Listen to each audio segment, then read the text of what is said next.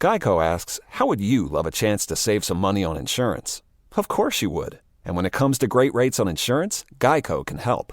Like with insurance for your car, truck, motorcycle, boat, and RV. Even help with homeowners or renters coverage. Plus, add an easy-to-use mobile app, available 24-hour roadside assistance, and more, and Geico is an easy choice. Switch today and see all the ways you could save. It's easy. Simply go to geico.com or contact your local agent today. Take the next step toward the career you want, be it business, cybersecurity, healthcare, or more. UMGC can help you get there. No application fee when you apply by August 31st. Visit umgc.edu, certified to operate by Chev. What's up? It's your boy, The Ted Smith. Thanks for listening to the Men's Room Daily Podcast. Want more? Check out the greatest podcast in all the land, The Podcast. Be sure to subscribe and listen to a brand new episode every Tuesday night. We return to the Men's Room with Miles and Thrill. 99.9 KISW. Ohio woman was accused of trying to poison a housemate's food with insecticide. She pleaded guilty Tuesday to a misdemeanor offense after problems emerged with evidence in the case, like, they had her on camera spraying insecticide on the victim's food before returning it to the refrigerator. And her roommate's an insect. Based on that, the video, she pleaded guilty to putting insecticide and trying to poison her roommate. Our question, when did food do you dirty? 206-421-ROCK. I've never openly tried to poison anyone. I'm not above it. No. Just saying I haven't. But I would feel like something like insecticide, I feel like anyone would notice. You know what I mean? Usually like these, a really sharp taste. Like these murder things, and people will crush sleeping pills, but they mix it in like a sauce. But like, if you just spray my food with Rain, I think I would give that a pass. Yeah, absolutely. Somebody here says, I grow my own veggies at home. Many years ago, I'd been to a salad that I had harvested that day. I'd washed it thoroughly, or so I thought. Next thing I knew, I was chewing on a fresh slug, slime and all. To this day, I wash every single leaf individually, one at a time. Salad PTSD is real. Dude, I think of all the things I could bite into. A living creature, a slug is probably at the very... I'd rather bite into a roach. Really? Just ate snails? Based on the consistency? Man, look, I know I ate snails. The difference is they called it escargot. So even though they probably just dug it out of also cooked. They're cooked, right? And it was not easy for me to initially eat the snails because you get in your own head. Miles finally cracked it up and said, man, just eat it. And in the end, it tastes like butter and garlic, right? But I still had to ignore... I appreciated the flavor, but I had to ignore the fact that it's a snail. But an unexpected slug, even if you cook them, right? And you said, this is a cooked cockroach, this is a grasshopper, this is a tarantula, and here's a slug. I'm picking slug last. That's fair. Even if you cooked it. I mean, every single time. You cooked about everything. You know, let me ask you this, being in the kitchen. What was the craziest thing that you saw from your years of being a chef? Like, as far as, did you ever see anybody cut their finger completely off? Was there a fire that was out of control? Yes. Was there anything that was just like... Dude, yes, the answer is yes. Yes. Look, I mean, if you work in a kitchen at a restaurant, people cut themselves, burn themselves all the time, and then all the time. You told us about the story with a woman who had pierced nipples who leaned over a hot pan. She opened the oven to pull something out. We did not know she had pierced nipples, as it is none of our business. But, I mean, she screamed at the top of her lungs and dropped the pan. You know, so we're like, what is going on? She has her hands over her boobs. And she's like, look, I got pierced nipples, and the heat from the oven hit the metal of her nipple piercings, man, and lit her ass up. So I agreed to switch stations with her. Okay. What's the worst fire you ever saw? The worst fire, and actually this fire, oddly enough, so... We had a surprise visit from the Maryland Health Department. And as far as health departments go, California is the most stringent. Maryland actually ranks number 2. So when they come in, man, they are super You think that's thorough. because of the amount of seafood that's served? I don't know. I mean, it's just jurisdiction. Like Louisiana, I don't know if they have a health department. The things I've seen there, I'll save that one for last. But as far as fires go, we had a surprise inspection. It was during lunch. And we actually passed with flying colors. And we felt really, really good about this. It means we keep a clean kitchen, all the food's at the right temperature, blah, blah, blah. So she decided to stay and ordered a salad, and she's going to write up the report, right? So she's sitting at the end of our bar, writing the report. As I'm talking to her, one of the cooks comes out of the kitchen and just says, hey, man, can I talk to you for a second in the kitchen? So something ominous is going on. So I walk in, and he goes, the flue over the wood-burning grill that we had, there's liquid metal raining down. I said, man, no, there's not. Come on, that's ridiculous. And I walk back there, and sure enough, there are drops of metal coming down. Turns out there was a fire up in this chimney, but according to the fire department later, it had to have been smoldering for days, maybe weeks, that kind of thing. Right. And it got to the point that it's melting the metal. So we're like, Jesus Christ, this is unbelievable. We go up to the roof of the building. Bless you, Ted. We go up to the roof of the building, and sure enough, there's a fire. Anyway, I had to go back out to where this woman was. I'm like, hey, I know we just passed this health department thing. I need to ask you to leave. And she's like, well, what's wrong? I said, my kitchen's on fire. I mean, there's no way. I can't sugarcoat this. You know what I mean? You got to go. We ended up putting out the fire before the fire department got there, but they still do their thing. So when we'd put out the fire. We're going to close for the rest of the day, but when they got there, just to be safe, they still want to run hoses. Put out in it. Yeah. Dude, and it just blew. But, it's not like they aim the hose up and blow it out of the roof. They go on the roof and blow it down. And you're just watching gallons of this jet black water just going all through your kitchen. We had to get rid of all the food, go through all this crap. We reopened in like 2 or 3 days. I mean, it sucked. It was a bad experience. There's always 2 or 3 days. It's still got to be hustling to get it back up to like you're hustling to get it back up, but you lose so much money because you didn't make money for 2 or 3 days. But then you have to reorder all of your food again. But you're ordering with money you don't quite have. You know what I mean? But that's the owner's problem, not mine. So I can live with that. But that's the worst fire I'd seen. You always see stuff on fire, but usually it's out quick. As far as cutting a digit off, my old boss, Joel, and I've said this one before, he's coming in to help us prep, is a head of romaine lettuce. And he grabs, we have like a magnet board with a bunch of different knives, and he pulls out this 17-inch scimitar that you use to cut big-ass hunks of meat. And I looked over at him, I said, Joel, come on, man. Do not use that knife on lettuce. You're going to hurt yourself. Joel, you don't think I know what I'm doing? I think, you're the one with a goddamn sword in your hand to cut lettuce. No, I really do not. But whatever. I go back to my station, and then you just hear, I need help. And walk back around to where Joel is. His thumb is sitting on the cutting board. Oh, no. Joel is standing about 2 feet away from the cutting board, and there's blood everywhere, and he has gotten pasty white because all of his blood is leaving his body. Were they able to reattach his thumb? They were, and I was so pissed off. Like, I knew he needed help, but it's like, God damn it, man. Like, this is exactly what we're talking about. So we grab his thumb, put it in the bag, put it on ice. Jeez, what's it like grabbing somebody's thumb? It is disturbing. That is very weird. Yeah, it's exactly what you think it is. Right. But in like should be attached to the body. Yeah. I'll put it this way. If I just walked in there and Joel wasn't there and there was just a thumb on the cutting board, wouldn't have touched it. But understanding the circumstance, put it in the bag, send his ass off in the ambulance. A different restaurant I worked at, this is just gross. Not because you ate it. It's just this weird Guatemalan guy. He worked in the back, and he did prep, and we're doing lobster as a special.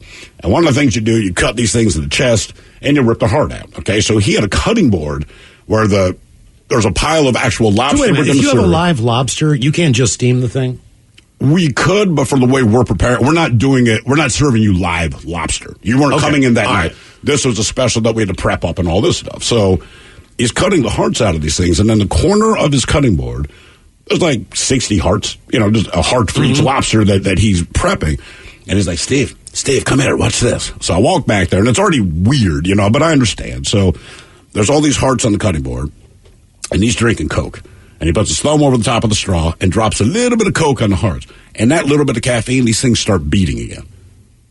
Right? They're like jumping beans. And he's just laughing, and I'm like, I think we have a goddamn serial killer. Like, because he called everybody back there to watch it all the time. But when I worked in New Orleans, the first place I got a gig, it was this pizza joint. It is across the street from my apartment. Fine. I can do this, no problem. So my first day there, we're prepping up. They're kind of walking me through the motions and everything. But our prep room was kind of behind where the main kitchen is. But you had to walk through this doorway. And I walked through the doorway, and it's a separate room. But this room then opened up out into where the parking lot would be. And it is very hot in New Orleans. So that door was open. But when I walked into the prep room, keep in mind, there's dough and there's produce. Predominantly, that's all that's in there. And there have to be 75 to 80 pigeons eating everything. I mean, they're pecking at the dough, they're eating the tomatoes, they're going through the... I mean, I'm in there like yelling at them, shoo them all out, and they all come blowing out of there. I close the door.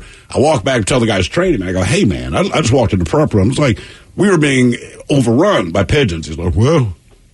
that's what they do, man. We got to keep the door open because it gets real hot. I'm like, no, I get it. I don't think you heard me. Like, pigeons are like they're standing on the pizza dough, eating it and crapping out stuff. He's like, well, we just need the dough, get the footprints out, man. Jesus. They were dead serious. So, man, when I've told you a million times, like when I go to New Orleans, the food is delicious. But having seen some of the things I've seen there, it is unbelievable how little they care about what may or may not be happening to the dish they're about to give you. I'm very selective about the places I'll eat and the things I'll eat. That's why I would not get crawfish at all. That was a situation. We had a big rainstorm. You're below sea level, so none of the water drains. It just pools at intersections.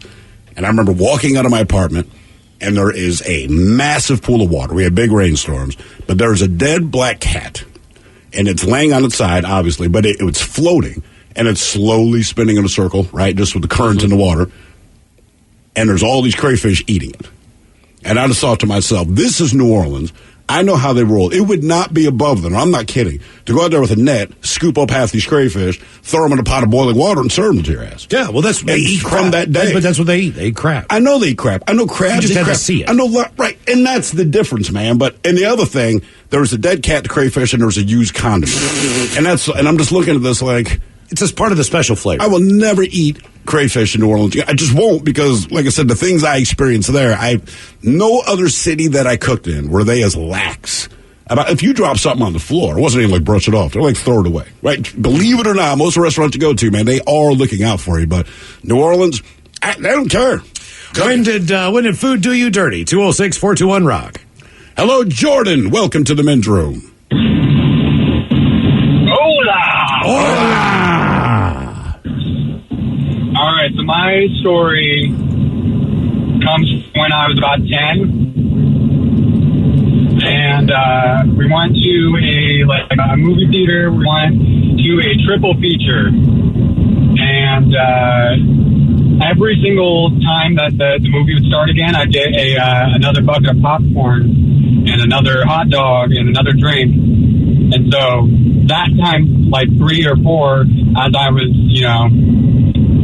as we were watching. And so I felt fine after the triple feature. But then I got home. And that night, I just felt absolutely terrible, and I couldn't even figure out why. And I threw up all over the place. And then I realized that I had that much popcorn, that many hot dogs, that many pretzels at the triple feature. No, you're 100% right. You gorged yourself. As a kid, your parents always warn you about all that stuff, and you're like, that's so stupid. And every once in a while, you proved them right. My kids have done it rarely, but my son, about a week ago, same kind of thing. Kept warning them all day. And my wife's like, hey, you got to stop. So he'll figure it out, man. Let him. About 2 hours passes. My man just collapses on the sofa, holding his stomach. Like, what's up, man? It's like, oh, I don't feel good. I said, okay, well, the next time me and your mom keep telling you not to eat all that crap, this is why. I don't want to hear another word about it. Mm-hmm. Then he rocked the bathroom for 20 minutes, man. And, dude, nobody's poop smells good. And normally, he's probably the least defensive out of all of us that live in the house. When he was done pooping, my daughter came running into the office to find me to tell me that the dog had pooped somewhere in the house, but she couldn't find it. I'm like, that was not the dog. That was your brother. Is it worse as an adult? Because there's sometimes I do it to this day. Right? Especially after Christmas or something, right? We're talking about eating crab dip and this and that. And you're like, it's going to make you feel bad. But see, here's the difference, right? When you're an adult, your problems are yours. Yeah. So, Ted, if you want to keep drinking or if you want to gorge yourself on food, you're not going to call me for comfort later. You're not going to sit on my lap. You're not going to poop in my toilet. You know what I mean? You're not going to sweat and cry on me. You'll just tell me the next day, I ate too much. I get it. When kids do this, it's like, this has become my problem now. This is why. Look, again, when you live on your own, do what you want to do. I would tell you, don't drink, don't do drugs. I do both. Yeah. And you know what? When I feel like crap in the morning, I don't climb into your bed when you're sleeping to tell you that I can't sleep. I just do it. To me, that's the whole difference. One of the biggest things that pissed my daughter off, man, was the fact that I wouldn't let her eat ice cream before dinner. And she was like, why? And I was like, look, it's just this rule. Right. It doesn't say it on the carton, but it's not an appetizer. I was like, you can have a snack, but you know what? No ice cream. You can have, bless you, you can have ice cream later. You know what I mean? Right. But you're not going to have ice cream before dinner. It's not going to ruin, my, appetite. Like, no, you just can't do it. I'm sorry. It's just a rule I got. You got to go every time. My daughter's the same way. If you let them in one little foot in the door, man, they will just bust that door down, and they'll try it every single time. Can I have an ice cream cone before dinner? No. Why do you keep asking me? Right, I'm not a parent, but that just goes against the natural order. Exactly. You have something spicy as an appetizer, the dinner's good, and then you finish with a sweet treat. My daughter would say, there's nothing on the card that says I can't have this before dinner. I'm like, I know that. There's no rule. To her credit, that's a decent line. It was. But there's nothing on the card that says you got to live here. Yeah, right. I mean, so let's go through our options. When did food do you dirty? 206-421-ROCK. Hello, Mike. Welcome to the men's room. Hola. Hola. So, I'll set this story up a little bit. Some friends of mine that I was going to college with, we met some girls at the Ice Capades at some nightclub down in Seattle. They were doing their show, the whole bit, and it was the weekend before Thanksgiving, and we were supposed to go meet them in Spokane at the arena that they were going to do the Ice Capades again the weekend after Thanksgiving. So Thanksgiving happens, eat some turkey that was undercooked. The next morning, I am just throwing up in the shower. I'm supposed to go pick up all my boys. We're supposed to drive from Puyallup to Spokane or to Pullman, and I'm just dying, right? But guess who I am? I'm the guy with the car. No one else has a car, right? So I'm that guy. So they're all telling me, dude, just buck up, man. We'll drive. You ride in the back seat. So from Puyallup to Pullman, I must have thrown up 20 times. Damn. Jesus. And so they get there. This is how nice my friends are. This is when girls take precedence over friendship. They drive me to the emergency room, drop me off in my own car, and they go, dude, we'll be back. And they go hook up with these girls from the Ice Capades, and I spend the night in the hospital with intestinal tract food poisoning. Oh, my God. I mean, certainly you understand, right? Like, no, I don't. Yeah, I mean, you couldn't have done anything. You got them there. You did your part. That's a fact. I mean, but what are they going to do? They're not doctors, So like, hey, we took you to the place you need to be to help you do the stuff, but I'm sleeping with an Ice Capade. Yeah. Yeah. So they went and had their fun and hung out with the Ice Capade girls while I was hooked up to 4 or 5 IVs trying to rehydrate. I was going to say, and it's so painfully slow. I've been through. I've had 3 bags before with the muscle. And it's just like you're looking at this thing dripping, like I want to go home. Can they drip this thing any faster? Yeah, and if you've ever had intestinal tract food poisoning, just put a gun in your mouth. It's the worst. Your stomach, your body, there's nothing that doesn't hurt, and you're constantly throwing up until they get this medicine in you. Yeah, that's any food poisoning is bad food poisoning. I hate the idea that there's a worse version of food poisoning. Did they come back and check on you? I mean, how did they know you needed to spend the night in the hospital? I mean, if you go to the ER, typically it's just whatever the wait time is. You know why? No. They came back the next morning. After they had partied all night with the Ice Capade girls. But what if your situation wasn't as bad, right? And they, I don't know, gave you something to puke and you're out of there in 1 hour. Did you have any way to reach them like, hey guys, come get my ass? No, this is like 1987. No cell phones, no Uber, no nothing. I would have had to get a taxi and, figure it out. Well, it's 2021 now. So if we're in the same situation, I have a chance I can hook up with this Ice Capade, I would take your cell phone. Just be like, look, he'll be mad. But I don't want him ruining this for me. Mm-hmm. Yeah, that's what they did. Okay. Look, I get it. You know what I mean? Yeah, I mean, it's not the right thing, but I get why his buddies did that. It's not the right thing. But it is the same decision that would be made every time. Yeah, but you know what? You owe that guy one. That's basically what it is. Yeah, no worries. I mean, because you can't...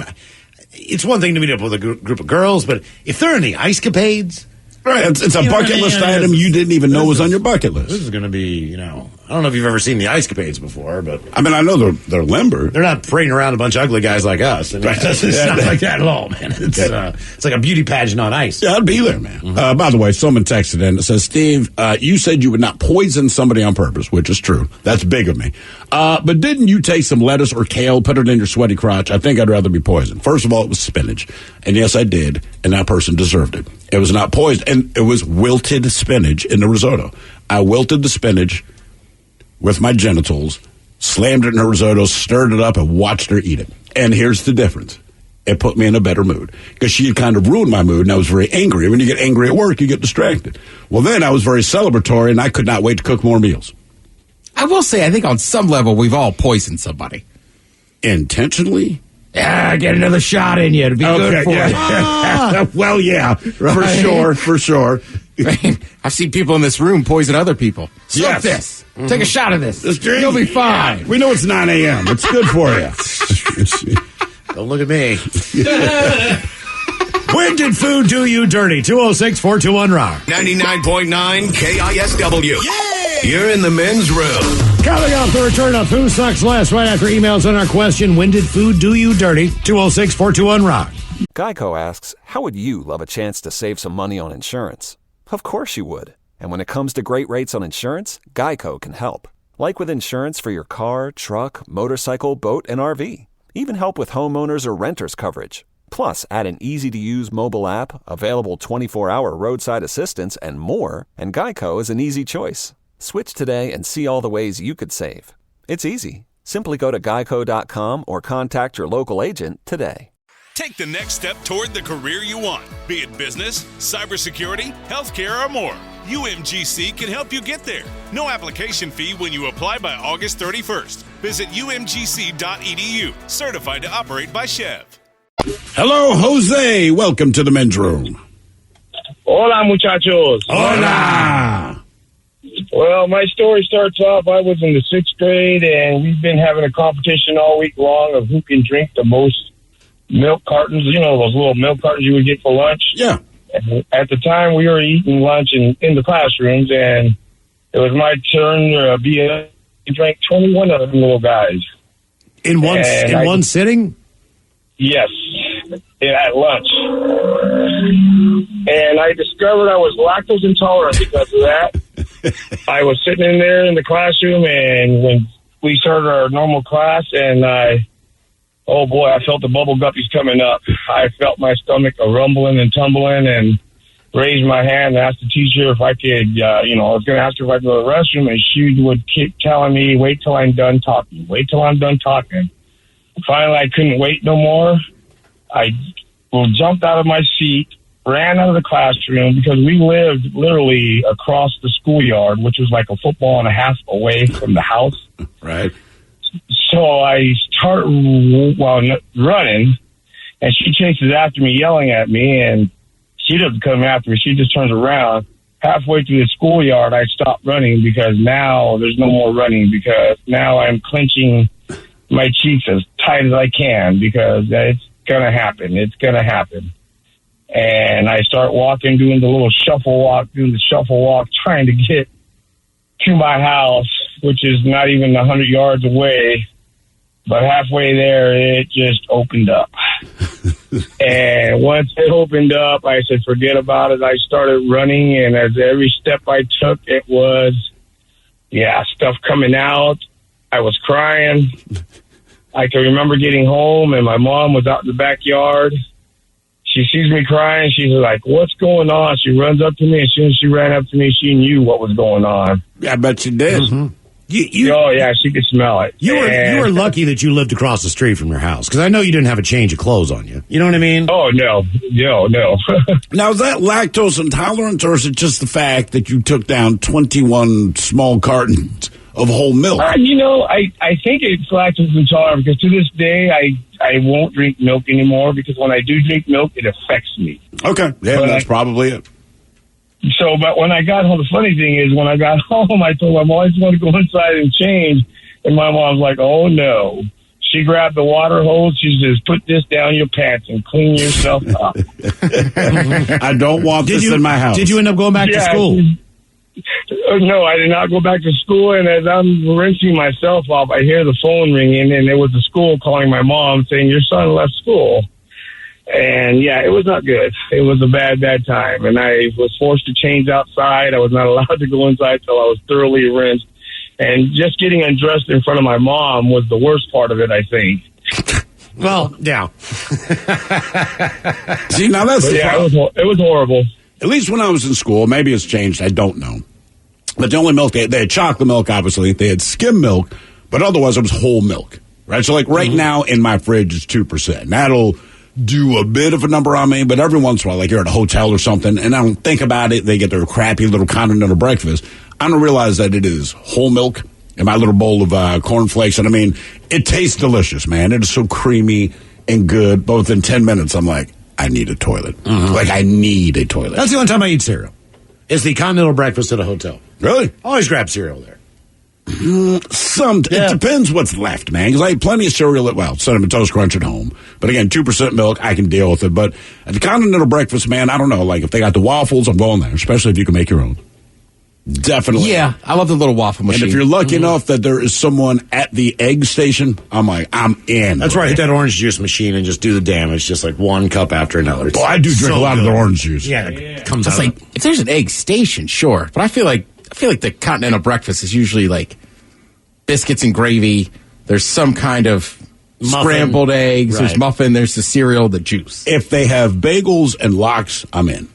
That's huge. When did food do you dirty? 206-421-ROCK. Bagels and lox doesn't count on a continental breakfast at a hotel. What do you mean it doesn't count?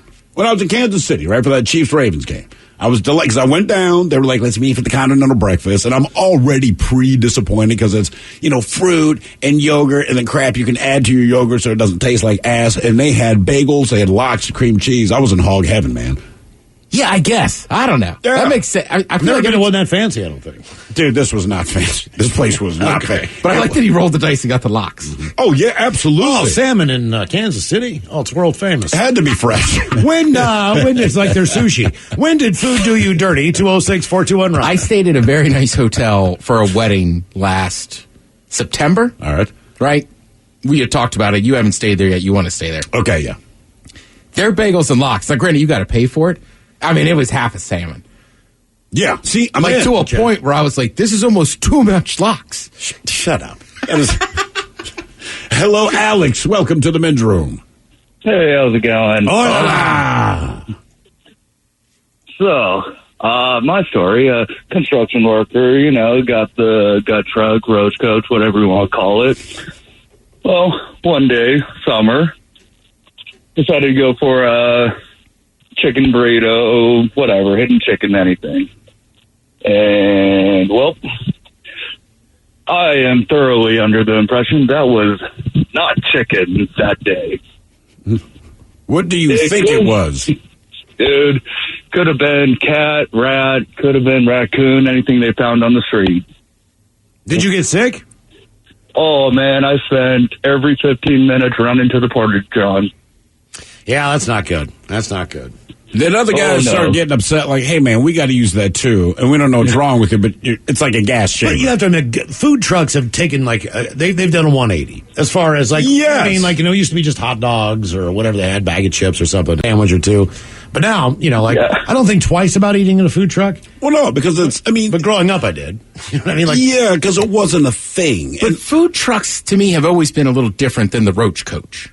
Well, sure. You know what I mean? That's the truck that has the big silver thing on the back. Because when I was a kid, there was a barbecue stand that was like basically a truck on the side of the road. And that's where you'd go to get ribs and stuff. Or like crap. But yeah, the roach coach always had kind of a different thing. It shows up to the work site, because it's all in one. There's burgers, there's burritos. Right. There's You don't specialize in anything. And you're right. Yeah. Something like barbecue, it could just be Barbecue's a dude different, too. on the side of the road cooking with a trash can. And you're like, I'm going to get his barbecue, right?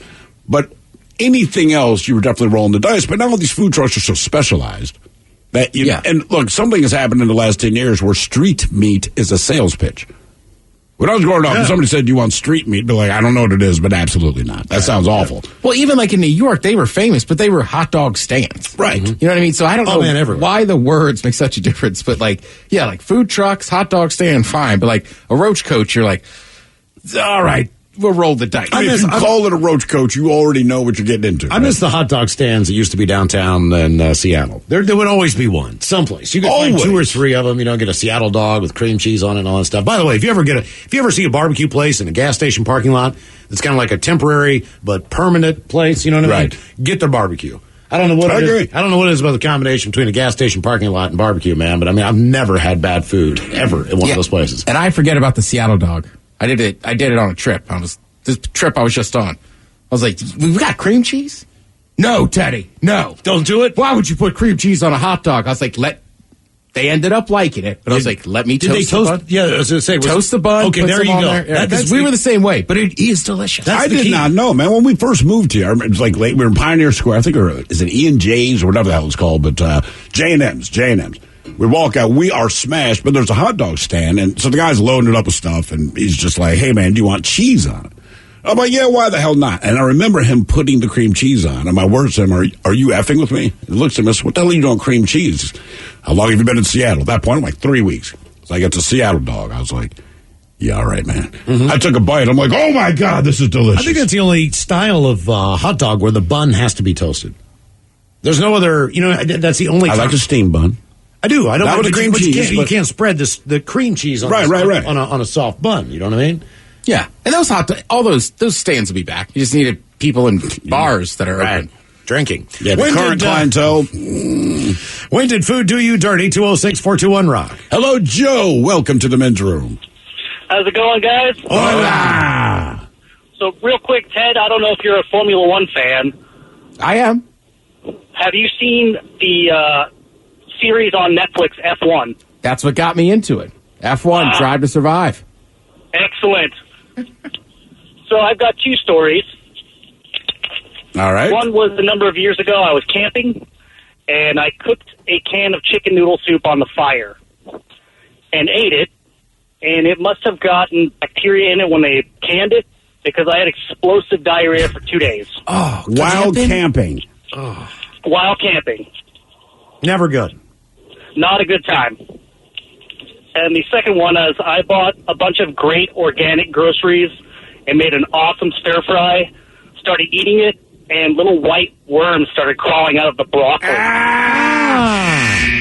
No, that is not all right. Organic. Was the worms organic then? No pesticides. It were. That's why they're there. Jesus, man. Because they don't put pesticide. I'd almost rather eat the pesticide than eat the worm.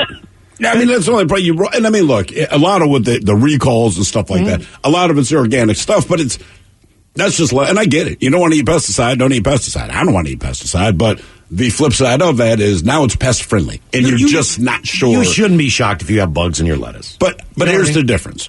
I think people are cool with... But not cool with bugs, but like when you wash lettuce or produce, if you see bugs, you just go, oh, I'm glad I washed it. If you see worms, like, they throw it out. Yeah. People just cannot get past that, myself included. When did food do you dirty? 206-421-ROCK. By the way, you ever had swordfish?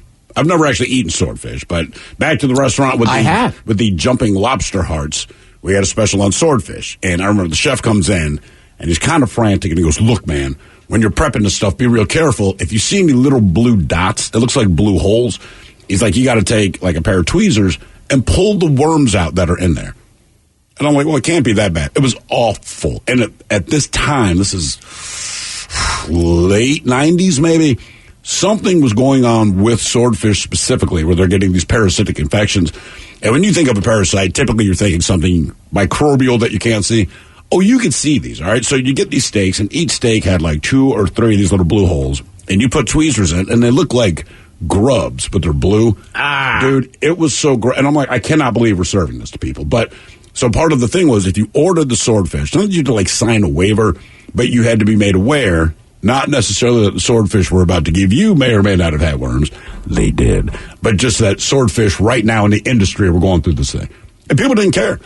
You know, they're like, oh, yeah, we heard that. And somehow they survived the cooking process. But I was like, dude, if you saw what we saw in the kitchen, you would not order this. Like, that's why people get sick off raw salmon so much. Sure. I only had it once in 2011, so I think I'm okay. Maybe. We'll never know. It might still be inside of you. When did food do you dirty? 206-421-ROCK. Hello, Aaron. Welcome to the men's room. Hello. Hola. Hola. How are you guys? We're doing great, Aaron. How you doing, man? Good.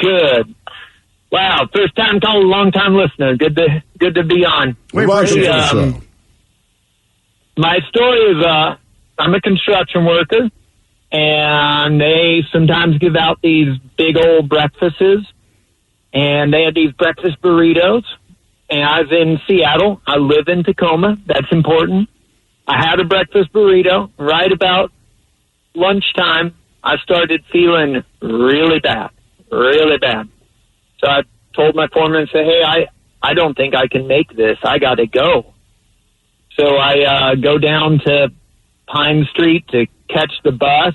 Oh. Sure enough, I see the bus leave. I'm like, oh, crap. And right in my stomach's gurgling, and I'm just, this isn't going to be good. So I grab a stranger, and I wait for the bus. And it's one of these times where the bus is going to run late. And so by the time I get on the bus, it's packed. And then I start puking. And I puke no. into my hard hat. And I fill my hard hat up after 2 pukes. And I puke into the stranger. And the guy sitting next to me gets up and goes and stands in the aisle. You know, I mean, it just keeps coming. I'm just like, I've never puked this much in my life. And how long between the time that you ate it till the time that you started getting sick? 3 hours. Okay. And I'd had nothing else to eat all day. So how long was that trip to Tacoma then on a bus? Oh, it's always long, but it was really long that day. And, you get to the 5 curves, and, man, that traffic's slowing way down. And granted, we're at like 10:30 in the morning, but still, it was a summer day, so the bus was hot. I'm sweating. I'm puking into my shirt because I'm like, what do? Do I just puke on the seat? And everybody in the bus is grossed out. So we get to the transit station.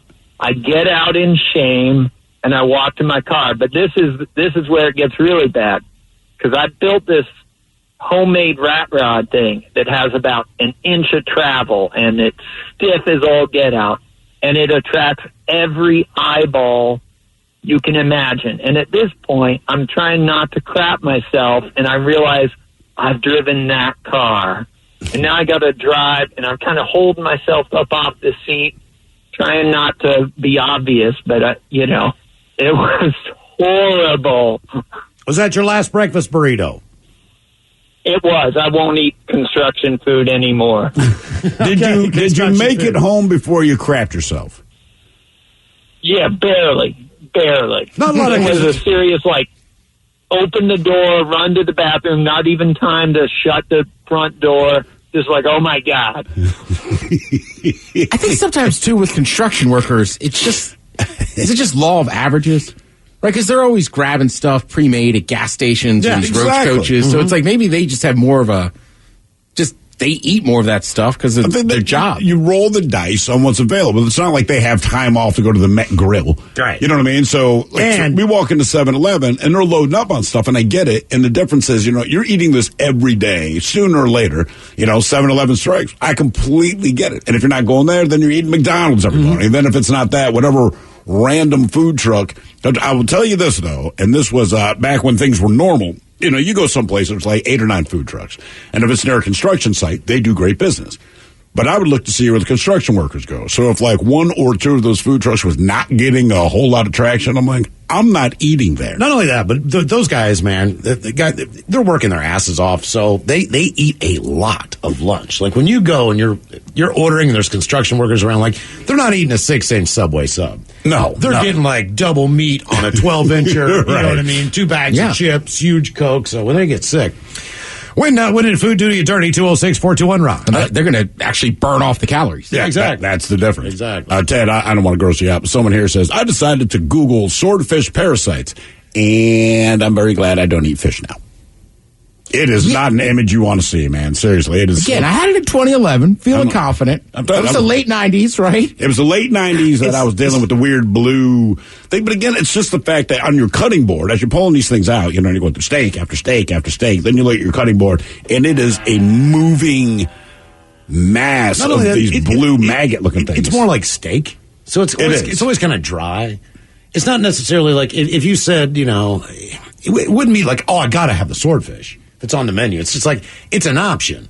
You know what I mean? Right. It's not the greatest fish. But the thing is, we ran it as a special. And once you call something a special, now people are more willing to try it. Ooh, they have swordfish on special. We got it cheap. Ask yourself why. Mm-hmm. When you go to Disney World, you can buy these meal plans. All right. Which we had done. That's how I know exactly it was 2011. So one night we're at one of the fancier restaurants because when you're on the meal plan, if you're eating all 3 meals, you can go to any restaurant you want on property. Oh, nice. So one of the resorts, like it was like a popcorn encrusted swordfish. So I was like, how was it? It was delicious. But I was like, you're exactly right. I was like, when the hell else am I going to eat swordfish? I'm getting it. Right. When did food do you dirty? 206-421-ROCK. Hello, Edward. Welcome to the men's room. Hello, men. Thank you. Hola. Hola, Edward. So I got to say, I appreciate your show. Every time I'm in traffic, I get to listen to you guys. So thank you and all that you do. Thanks, we appreciate that. Traffic's getting a lot lighter out there, isn't it? Oh, that is a horrible joke. Yeah. On all of us. All right. Don't know if you gentlemen had commodity cheese before. Commodity cheese? Basically government cheese. Oh, yeah. Okay. I overindulged. Long story short, made my trip to the bathroom, pushed out my butt guts. It was a brown murder scene. It was bloody. Oh, no. So you turned yourself inside out? I turned myself inside out, man. I tried to push him back in, right? Did not work. Oh, no. Then I had to go make love like 30 minutes later. I had to. Oh, did you make love with your ass hanging out? Yes, my butt guts were hanging out. Did she I was really trying really hard for her not to like go to the back area. Right, sure. Yeah, so I stuck the missionary, and I pulled it off. That is dedication, my friend. Yeah. There should be like some kind of medal you can get. Where did you get government cheese anyway? So, well, first of all, if you're low income family, you get to go to this place, and you get a box, and inside this box is like canned chicken, peanut butter, jelly, rice, beans, things that a family would need. And included in that box, along with milk, is a giant slab of government cheese. But it's the best cheese in the world, by the way. That cheese does not need to be refrigerated, right? It does not. It's hardcore. Okay. It'll last for like 5 years. Hardcore cheese. I like that. It's Velveeta, but worse. Oh, no. Yeah. Mm-hmm. Your dedication, though, man, that does not go unnoticed. So what did end up happening? Did you have to go to the doctor or anything, or did eventually you figure out how to take care of that? Preparation H, and I am not a sponsor, but yes. Have you ever had that problem again?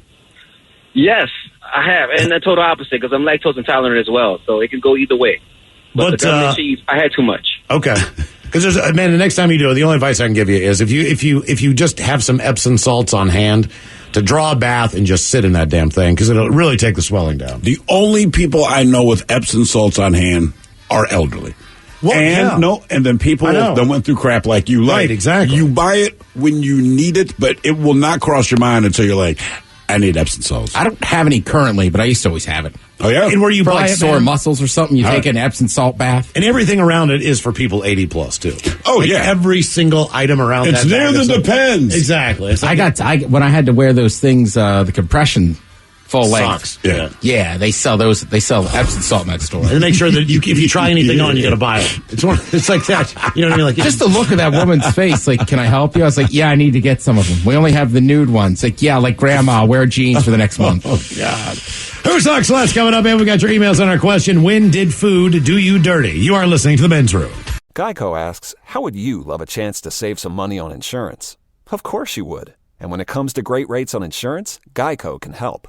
Like with insurance for your car, truck, motorcycle, boat, and RV. Even help with homeowners or renters coverage. Plus, add an easy-to-use mobile app, available 24-hour roadside assistance, and more, and Geico is an easy choice. Switch today and see all the ways you could save. It's easy. Simply go to geico.com or contact your local agent today.